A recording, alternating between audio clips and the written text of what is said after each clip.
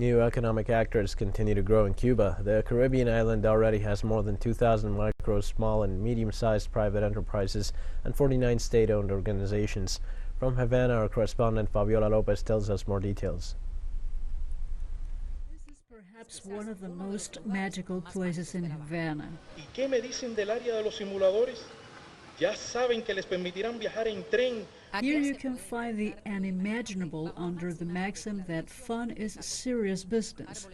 Talking trees, screaming monkeys, augmented reality, robotics, cyber cafes, or at 12D cinema to experience crazy sensations. The Finca de los Monos Technology Palace is one of the local development projects managed by Cinesoft Recreation, one of the 3 small and medium-sized enterprises created by the socialist state-owned company Cinesoft. Medium and small-sized enterprises are born free. That is, they have a system of ownership relationship with the company that creates them, but they're very free at the time of their management. Therefore, they are born with the application of new salary systems. They're born with new purchase and sale relationships with other actors of the economic. They're born with facilities for exporting and importing, and they're born, above all, with the possibility of a more participative management of their employees. Spiral Solutions is one of the new private ventures that now has the possibility of working in alliance with the state-owned company Cinesoft. Today we have a framework contracts with Cinesoft for the development, maintenance, and repair of certain technological equipment, where we could not only give maintenance and repair to those that already exist and that at a given time may be obsolete, but also develop new solutions and modify solutions that already exist and that technologically do not have Cuban sovereignty because they are solutions that have technical assistance from abroad.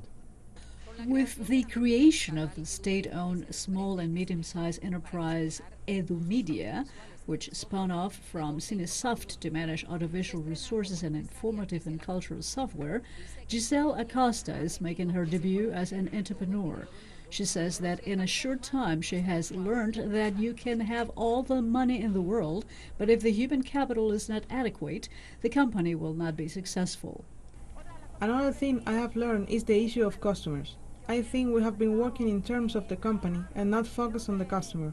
And to be able to put a product, a service, in a market where there is some competition, you have to think about the customer.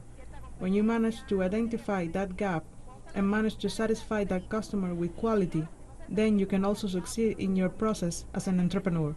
The government calls for increasing the presence of the non-state sector in exports, but the road does not seem to be smooth. One of the partners of the successful private small and medium-sized enterprise Guajiritos LLC, commercial partners of 70% of the travel agencies of the Ministry of Tourism in Cuba, assures that obstacles still remain.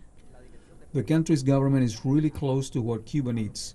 There is a kind of intermediate layer that wants changes but does not know how to do it.